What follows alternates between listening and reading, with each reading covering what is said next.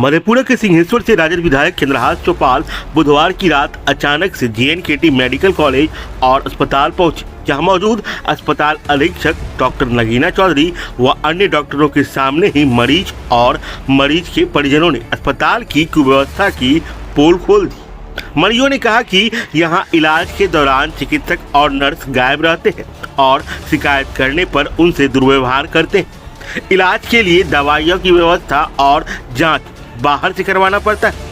Ayushman card बने रहने के बावजूद आयुष्मान योजना का कोई लाभ नहीं दिया जाता है। न तो मरीजों के बेड पर चादर दिया जाता है और न ही वार्ड की साफ सफाई समय पर होती है। अल्ट्रासाउंड CT स्कैन मशीन खराब पड़ा हुआ है, जिसके कारण दुगुने पैसे देकर बाहर से जांच करवाना पड़ता है। वहीं विधायक चंद्रहास चौपाल ने सरकार और सरकार के सिस्टम पर सवाल उठाते हुए कहा कि जब यहां नर्स की जगह गार्ड लाइन चढ़ा देते हैं तो इससे बड़ी लापरवाही और क्या हो सकती है।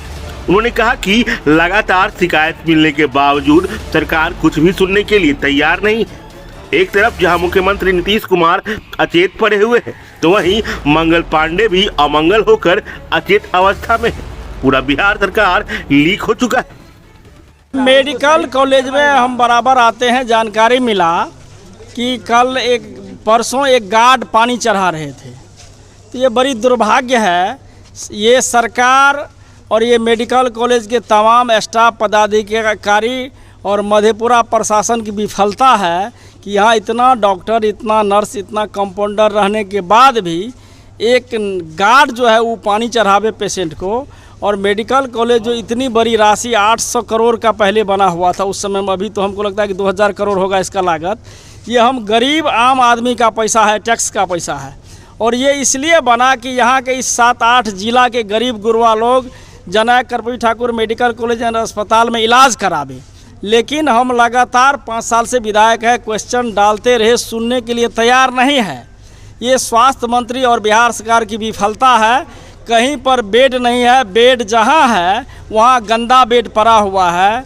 सुप्रिटेंडेंट का कहना है कि 5000 बेड आया है, DM साहब से अप्रूवल लेना पड़ेगा, फिर जो है उद्योग विभाग से अप्रूवल लेना पड़ेगा, उसके बाद जो हम बेड का वितरण करेंगे।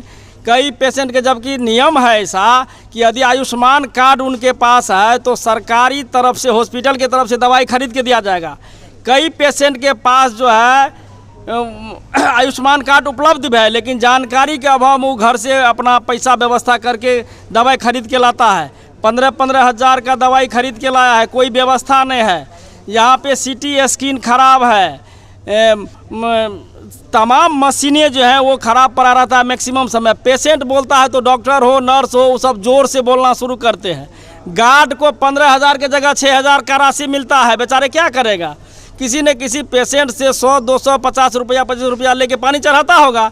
ये स्थिति है पूरी तरह से। ये मंगल पांडे स्वास्थ्य मंत्री अमंगल पांडे है, पूरी तरह से विफल है और यहाँ के हॉस्पिटल की सारी व्यवस्था विफल है। हम बराबर अब जांच करेंगे और इनके विरोध में लिखेंगे और DM से भी हम बात करते हैं। कोई दवाई भी उपलब्ध नहीं है, लोग बाहर से दवाई खरीद के लाते हैं। और शौचालय में कई टूटी जो है टूटा हुआ है। शौचालय अभी जब हम आए हैं तो आनंद फानंद में साफ करवाया जा रहा है, गंदा पड़ा हुआ है, एक भी नलका में पानी नहीं है, पेशेंट परेशान है। तो ये सरासर अन्याय है। और जो बोलते हैं पेशेंट लोग, पेशेंट के अटेंडेंट, तो उसको जोर से बोल के उनके बोली को दबाया जाता है। बेचारे लाचार लोग, गरीब लोग, अनपढ़ गंवार लोग यहाँ आते हैं, उनके साथ सरासर ये सुशासन बाबू अन्याय कर रहे हैं। अब नीतीश कुमार जी के मानसिक रूप से वो विकलांग चल रहे हैं, अचेत अवस्था में पड़े हुए हैं। तो मंगल पांडे भी अमंगल पांडे होकर अचेत अवस्था में है। पूरी सरकार जो है लीक हो चुका है, बिहार सरकार। हम बिहार सरकार के जितना भर्त्सना करेंगे उतना कम होगा कि ये सरासर गरीबों के साथ अन्याय है। मेडिकल कॉलेज को लूटने का काम करता है, सभी तरह के तंत्र यहाँ लगा के।